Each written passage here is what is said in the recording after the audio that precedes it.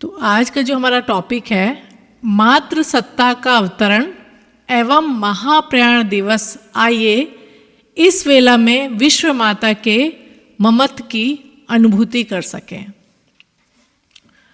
तो मातृ सत्ता का अवतरण व महाप्रयाण दिवस दोनों एक साथ आ रहे हैं और हमेशा की तरह तो आइए अपनी जो परम वंदनीय माता जी हैं, अपनी जो आध्यात्मिक माता है, उनके प्यार को जाने, उन्होंने हमको जो जीवन में सिखाया उसके बारे में जाने और उनके अनुकूल इस जीवन को बनाकर इस जीवन को सार्थक बना सकें, इस विषय में जाने। परम वंदनीय माता जी अखिल विश्व गायत्री परिवार से जुड़े करोड़ों परिजनों की माँ थी। ऐसा शायद ही कोई परिजन हो जिसने स्नेह के सागर के पास आकर उसकी अलौकिक आत्मीयता के आनंद की अनुभूति ना की हो। जो भी उनसे मिला उनके प्यार का अमृत चक्कर और अपनी व्यथा वेदना को इसी सागर में विसर्जित करके लौटा। वे एक आदर्श नारी थी, नारी जागरण अभियान की आदर्श संचालिका थी। उनके जीवन में केवल प्रेम ही नहीं, समर्पण, भक्ति, त्याग, समन्वय, सादगी, साहस जैसे अनेक दिव्य गुणों का अद्भुत समन्वय था, जिन्हें अपनाकर हर कोई अपने जीवन को एक नई ऊंचाई प्रदान कर सकता है। तो देखिए, परम वंदनीय माता जी जो थी साक्षात जगदम्बा, माँ जगदम्बा का रूप है। और हम यहाँ सभी जानते हैं कि उन करोड़ों लोग वंदनीय माता जी और गुरुदेव से जुड़े थे और कोई भी परिजन जिनसे भी पूछे उनको लगता था कि परम वंदनीय माता जी, परम पूज्य गुरुदेव उनको ही सबसे ज़्यादा प्यार करते हैं। तो आइए माता जी के जीवन से हम सीखें कि किस तरह उनके जीवन को हम अपना कर, जिस तरह उन्होंने हम चाहा है, हम जीवन को श्रेष्ठ बना सकते हैं और परम वंदनीय माता जी, परम पूज्य गुरुदेव के जो है हम सच्चे रूप में अपने शिष्यत्व को विकसित कर सकते हैं। वंदनीय माता जी के जन्म के साथ ही भविष्यवक्ताओं ने बताया कि एक देवी सत्ता शक्ति के रूप में उनके घर आई है, जो कि साधारण से असाधारण बनती हुई एक ऐसे उत्कर्ष को प्राप्त करेंगी कि करोड़ों व्यक्तियों की श्रद्धा का पात्र बनेगी। तो बिल्कुल जब वंदनीय माता जी अपने जो माँ हैं राम प्यारी जी के गर्भ में थी, तो उनकी दिव्यता को वो बहुत पहले ही अनुभव करने लग गई थी। और जो उनके पिता थे जसवंत राव जी, तो जब भी वो पूजा करने बैठते थे तो उनके देवी सप्तशती का जब वो पाठ करते थे तो उनकी आंखों से अश्रु बहने लगते थे। और जब राम प्यारी यानी वंदनीय माता जी की जो माँ थी वो पूछती थी कि ऐसा क्यों होता है आपको, तो देखिए वो क्या कहते थे कि जब मैं पाठ करता हूँ दुर्गा सप्तशती का तो मुझे लगता है कि कोई छोटी बालिका के रूप में एक मेरे पास बैठी हुई है, और मंत्र जब करते समय तो ऐसा लगता है कि छोटी बालिका के रूप में माँ मेरी गोद में आके बैठ गई हैं। तो जो उनकी माँ थी राम प्यारी, वो भी भावमग्न हो जाती थी। तब जसवंत राव जी माता जी के पिताजी पूछते थे कि तुम क्यों इस तरह से एकदम ध्यान मग्न हो जाती हो। तो वो उनकी माता जी भी कहती थी कि आजकल जब से मेरे गर्भ में जो है एक ऐसा लगता है जैसे कोई दिव्यता का अनुभव होता है और मुझे बड़े बड़े विचित्र स्वप्न आते हैं। क्या विचित्र स्वप्न आते हैं कि वे हिमालय पर हैं और उन हिम शिखरों के बीच में एक देवी प्रकट हुई है, और सचमुच ही देवी थी वो। धीरे धीरे वो छोटी सी लड़की बनकर मेरा हाथ पकड़ कर बोलती थी, माँ मैं तुम्हारे घर आने वाली हूँ। और उन्होंने बताया कि एक सपना मैं हर समय देखती हूँ कि सपने में छोटी छोटी 8 लड़कियाँ एक बड़ी प्यारी सी लड़की को अपने पास मेरे पास लेके आती है और मुझसे कह रही है कि हम सब इनको तुम्हें देने आई हैं और आज से तुम ही इसकी माँ हो और साथ ही ये हमारी भी माँ है, क्योंकि हम सब में तो इसी का अंश है। यानी जो नव दुर्गा जो बोलते हैं ना कि वो माता जी के पास आके वो बोलती थी कि ये हम अपनी दुर्गा माँ को आपके पास सौंप रहे हैं। तो देखिए कितने दिव्य स्वप्नों की अनुभूतियाँ होती थी। और जब परम वंदनीय माता जी का जन्म हुआ जब 19 सितंबर को, तो सुबह 8 बजे तो जो जसवंत राव उनके जो पिताजी थे उनके कानों में और उनके हृदय में ऐसा लग रहा था जी कि देवी जो अर्थ शीर्षम होता है उसकी मंत्र ध्वनि गूंज रही है कि ये बता रही हैं कि जो सारा जगत है वो मेरे ही अंदर है और मैं ही पंचभूतों में समाहित हूँ। तो देखिए जो ये ध्वनि जब उनके कानों में गूंजी तो अंतर चेतना में सुनकर जसवंत राव जी यानी माता जी के पिताजी को लगा कि आदि माता ने ही उनको अपने आगमन की सूचना दी है। तो देखिए इस प्रसंग के द्वारा हमको ये पता चल रहा है कि परम वंदनीय माता जी साक्षात जगदम्बा का रूप है। अब देखिए यहाँ पे बताया जा रहा है कि और भविष्यवक्ताओं ने क्या बताया था कि हजारों लाखों व्यक्ति इस अन्नपूर्णा के द्वार पर भोजन करेंगे और कोई भी कभी भी इसका आशीर्वाद पा लेगा और वह कभी खाली हाथ नहीं जाएगा। तो हमने कितना माता जी के बारे में पढ़ा है कि और जब भी शांति कुंज जाते हैं तो जो माता जी का भोजनालय है वो तो साक्षात औषधि है और आशीर्वाद के रूप में उनका जो वहाँ भोजन मिलता है, कितने व्यक्तियों के उससे रोग ठीक हो गए, कितने लोगों को अलग अलग तरह की दिव्य अनुभूतियाँ हुई हैं। तो देखिए माता जी साक्षात अन्नपूर्णा और ये बात बिल्कुल सत्य साबित हुई है और जो भी माता जी से आशीर्वाद लेता है वो कभी खाली हाथ नहीं जाता है। एक ऐश्वर्यशाली संपन्न घर में जन्म लेने के बावजूद सादगी भरा जीवन ही उन्हें पसंद था और औरों को भोजन कराने, उनका आतिथ्य करने और उनके साथ सम्मानपूर्वक व्यवहार में वे सबसे आगे चलती थी। यहाँ पे बता रहे कि जब गुरुजी से के साथ उनका विवाह हुआ तो विवाह के बाद बड़ी प्रतिकूल परिस्थितियों में भी वे उस जमींदार घराने में पहुंची जहाँ आचार्य जी ओढ़ी हुई गरीबी का जीवन जी रहे थे। तो बता रहे जब वंदनीय माता जी के साथ गुरुदेव की शादी हुई तो गुरुदेव तो सब जानते हैं जमींदार खानदान के थे, पर यहाँ बोले आचार्य जी ओढ़ी हुई गरीबी कि उन्होंने जानबूझ के वो गरीबी यानी ब्राह्मणचित जीवन का वो यापन कर रहे थे। जैसा पति का जीवन वैसा ही अपना जीवन, जहाँ उनका समर्पण उसी के प्रति अपना भी समर्पण। तो यहाँ पे गृहस्थ पर एक बोलते ना गृहस्थ योग को किस तरह जिया जाता है ये साक्षात वंदनीय माता जी गुरुदेव के जीवन से सीखा जा सकता है।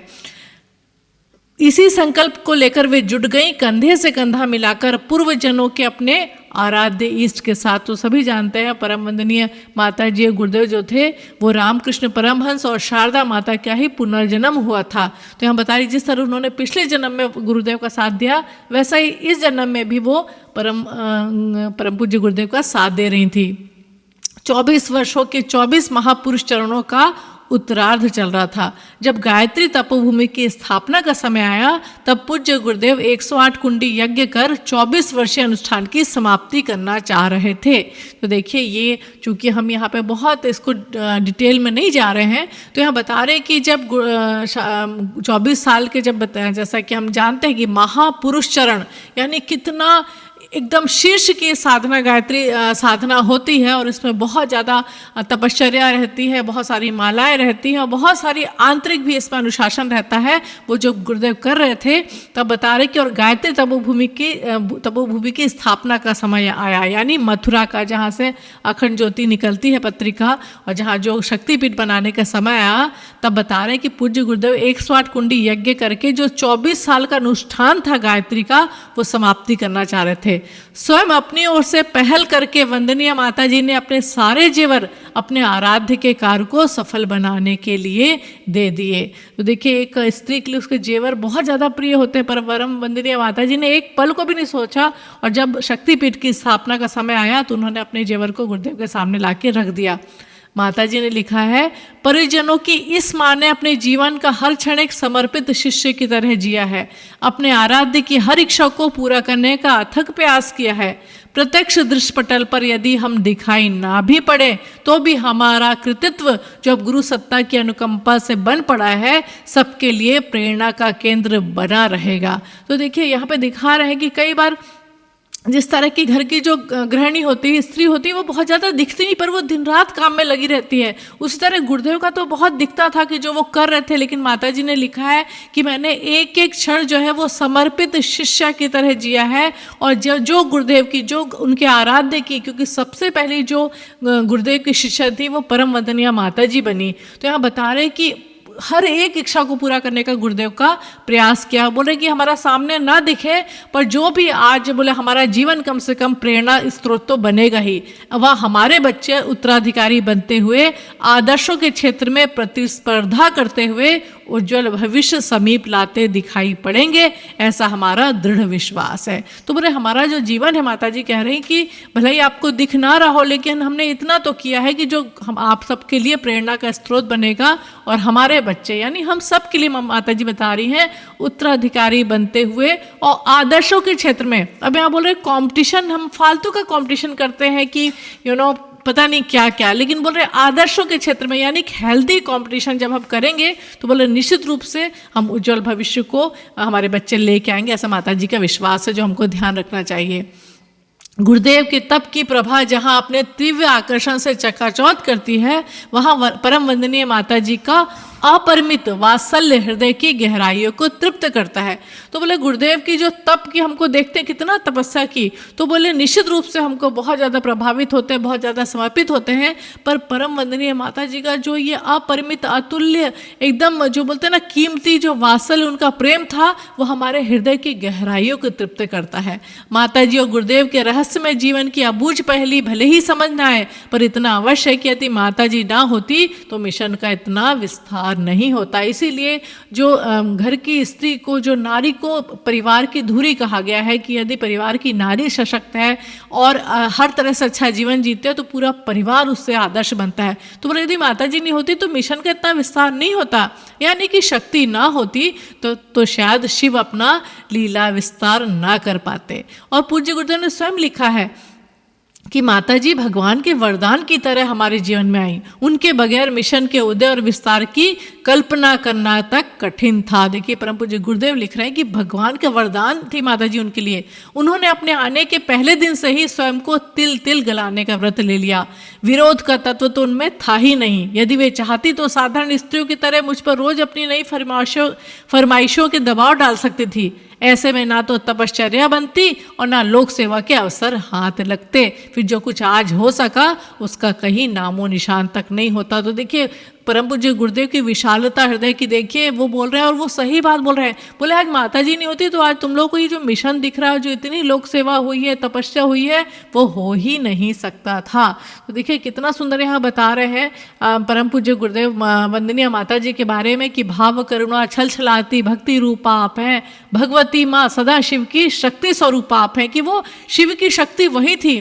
वंदनीय माता जी ने लिखा है जहाँ तक कष्ट सहने का प्रश्न है, सारा जीवन ही तितिक्षा के अभ्यास में लगा। गुरुदेव की छाया में रहकर अधिक नहीं तो इतना तो सीखा कि अगर आपत्तियों के समय धैर्य, साहस और विवेक को दृढ़तापूर्वक अपनाए रहना चाहिए। व्यथा को इस तरह दबाए रहना चाहिए कि समीपवर्ती किसी अन्य को इसका आभास नहीं होने पाए। मानव जीवन सुखों के समान दुखों का भी युग में है। तो बोले मानव जीवन सुख और दुख का जोड़ा है। वो बोले मैंने गुरुजी से सीखा कि आपत्तियों के समय धैर्य, साहस और विवेक को कैसा अपनाना चाहिए और अपनी व्यथा को कि फालतू के रोने कलपने के बजाय उसके शक्तियों को संचित करने में और तपस्या में अपना जीवन बिताना चाहिए। गुरुदेव के संपर्क में ऐसे पाठ पढ़ती रही हूँ कि रुदन को मुस्कान में कैसे बदलना चाहिए। कितना सुंदर माता जी बता रही हैं कि हमेशा रोने वाले को किसी काम का नहीं रहता है। बोले मैंने गुरुदेव से सीखा कि हमेशा हर कठिनाइयों को मुस्कान में कैसे बदला जाना चाहिए और ये पल पल पे हम माता जी के साथ ये सीख रहे हैं। पूज्य गुरुदेव ने लिखा है कि माता जी का दर्जा ऊंचा बैठता है क्योंकि उनका स्नेह सहयोग ही नहीं वात्सल्य भी हमने भरपूर पाया है। हमें वे बहुत उदारता पूर्वक परिपोषण देते रही। उनका मूल्यांकन तुलनात्मक दृष्टि से कम नहीं किया जा सकता। तो बोले आप कंपैरिजन करो तो मेरे से वो कहीं भी कम नहीं बैठती हैं। कई बार गुरुदेव को हम बहुत ज़्यादा वो करते हैं और बोल रहे हैं कि माता जी का दर्जा हमसे भी ऊंचा बैठता है क्योंकि उनका हमने स्नेह नहीं पाया, सहयोग नहीं पाया और वात्सल्य भी, एक माँ के रूप में भी वात्सल्य बहुत ज़्यादा हमने पाया है। उनके कारण हमें निजी जीवन में भी धर्म धारणा पर अडिग रहने और दूसरों को उस दिशा में चला सकने में असाधारण सफलता मिलती है। तो देखिए जो बोलते हैं ना कि धर्म पत्नी क्यों कहा जाता है, और हम भी सही रूप में धर्म पत्नी बनने की कोशिश करें कि एक धर्म पत्नी ही पति को सही धर्म की दिशा में लगाए रख सकती है। एक शब्द में उन्हें सजल श्रद्धा कहा जा सकता है। उनकी काया में हाड़ मास तो था ही, पर कोई कण ऐसा नहीं था जिसमें श्रद्धा कूट कूट कर ना भरी हो। देखिए परम पूज्य गुरुदेव के ये शब्द हैं माता जी के लिए, हम जानते हैं सजल श्रद्धा, इसीलिए प्रखर प्रज्ञा सजल श्रद्धा जो परम वंदनीय गुरुदेव माता जी के जो वहाँ पे स्तंभ, कीर्ति स्तंभ, जो याद के स्तंभ वहाँ लगे हुए हैं जो हमारे शांति कुंज में, इसीलिए वो जो साक्षात समाधि स्थल में सजल श्रद्धा प्रखर प्रज्ञा जो बनी हुई है उस उसमें साक्षात गुरुदेव महाराज जी का वास है। तो बोले सजल श्रद्धा, यानी कूट कूट कर उनके अंदर श्रद्धा भरी हुई थी। और बोले संपर्क में आने वाले हमारी प्रज्ञा से निष्ठावान नहीं बने हैं, वरन उनकी श्रद्धा के साथ वात्सल्य पाकर निष्ठावान बने हैं। देखिए गुरुदेव माता जी को एक दूसरे को कैसे कॉम्प्लीमेंट कर रहे हैं, और पति पत्नी को भी ऐसा रहना चाहिए। बोल रहे हमारी प्रज्ञा से, हमारी जो इतनी हमने इतना काम किया उससे निष्ठा नहीं उनकी जो है समर्पित हुए हैं वो, बोल रहे बल्कि माता जी की श्रद्धा जो हुई है और प्यार जो उनको मिला है उसके कारण गायत्री परिजन इतने निष्ठावान बने हैं। मिशन को आगे बढ़ाने में किसने कितना योगदान किया, इसका जब लेखा जोगा भगवान के घर किया जाएगा तो सबसे पहले माता जी का नाम लिया जाएगा। कभी सोचते हैं कि यदि वे साथ ना होती तो इतना सब कर पाते क्या? उनके वात्सल्य ने हमारी ही तरह समूचे गायत्री परिवार को उनके माध्यम से दूरवर्ती वातावरण को कृत्य किया। तो बोल रहे हमको ही नहीं, गुरुदेव बोल रहे हैं पूरे गायत्री परिजनों को माता जी को जैसी माता जी पाके वो धन्य हो गए हैं। कितना सुंदर यहाँ बताया जा रहा है। और हम लोगों ने तो कितनी बार पढ़ा भी है कि गुरुदेव हमेशा कहते थे कि मुझे शक्ति भी माता जी से ही मिलती है। और जब एक परिजन ने उनकी हमेशा जब वो अपनी जो है अलमारी रखी रहती थी और ताला लगा रहता था, तो एक परिजन के बड़े मन में आता था कि इतना क्या खजाना गुरुदेव ने इसमें लगा के रखा है कि ताला लगा के रखते हैं। और गुरुदेव तो तुरंत समझ आते थे, तो उन्होंने चाबी दे के कहा जा जा देख ले तू। और जब उस परिजन ने खोला दरवाजा अलमारी का, तो परम वंदनीय जी की एक छोटी सी पिक्चर वहाँ पे रखी हुई थी। और गुरुदेव ने कहा कि ये साक्षात जगदम्बा है, उनकी शक्ति से ही मैं ये काम करता हूँ। तो इससे ही हम माता जी की विशालता का अनुभव कर सकते हैं।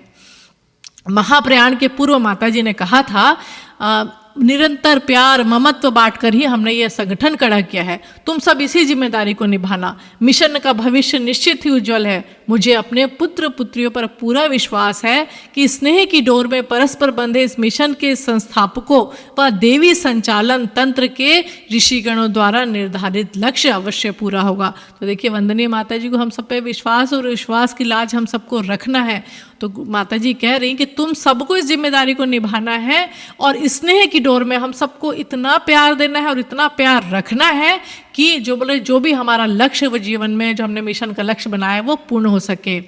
देखिए गुरुदेव क्या लिख रहे हैं, मिशन को बढ़ाने में माता जी ने हमारे दाएं बाएं हाथ का नहीं हृदय की भूमिका निभाई है।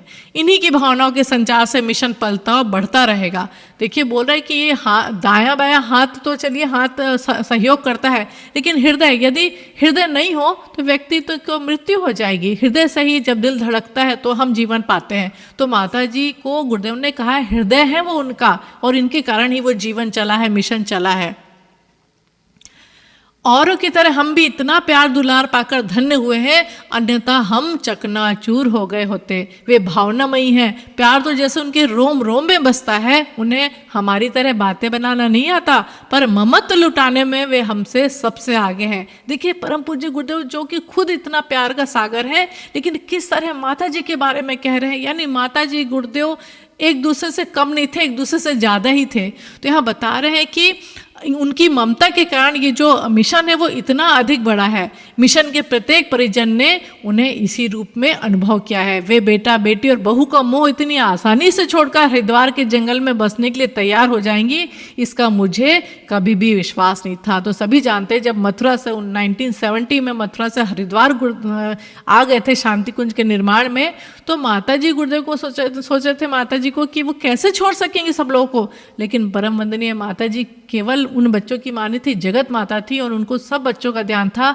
कि किस तरह शांति कुंज की स्थापना करके वहाँ इतनी ज़्यादा जो तपस्थली बनना है और इतने जो बच्चे आएंगे वो किस तरह से उनका प्यार पाकर और कितना ज़्यादा सबका भविष्य उज्जवल बना पाएंगे। तो इसलिए बता रहे हैं गुरुदेव कि मुझे तो इतना विश्वास नहीं था कि एक माँ का हृदय अपने दूसरे बच्चों के लिए भी इतना ज़्यादा विशाल है। मैंने अपने मन के असमंजस को छिपाते हुए जब उनसे शांति कुंज में तब साधना की बात कही तो उन्होंने बिना एक पल को देर लगाए तुरंत वो तैयार हो गई। तो हम माता जी का इस साहस भरे समर्पण को देखकर बहुत ज़्यादा आश्चर्यचकित हुए। तो देखिए जब भी कोई ऐसे समय आए तो हमें अपनी माता जी को याद करना है कि करे या ना करे, लेकिन यदि उसमें लोक कल्याण छिपा है तो निश्चित रूप से माता जी गुरुदेव का कोई भी ऐसा काम अगर उसमें होता है तो हमको साहस करना पड़ेगा।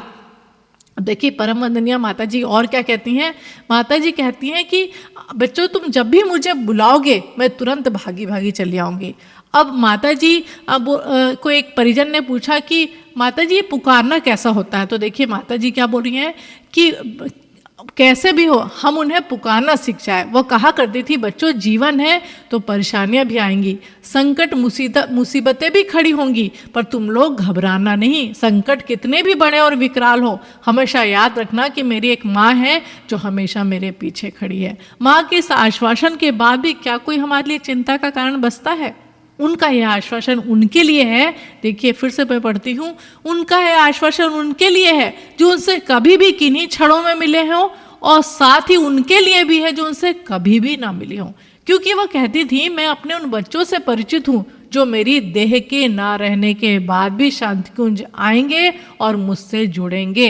उनके प्रति मेरा प्यार उनसे कहीं ज़्यादा होगा जो मुझसे मिल चुके होंगे। तो देखिए परम वंदनीय माता जी ने क्लियर कर दिया, हमको दुखी होने की जरूरत नहीं है कि हम गुरुदेव माता जी से नहीं मिल पाए। जितनी चेतना का स्तर बढ़ेगा, जितनी श्रद्धा समर्पण बढ़ेगा, उतनी वंदनीय माता जी को, गुरुदेव को हम हमेशा अपने पास खड़ा पाएंगे।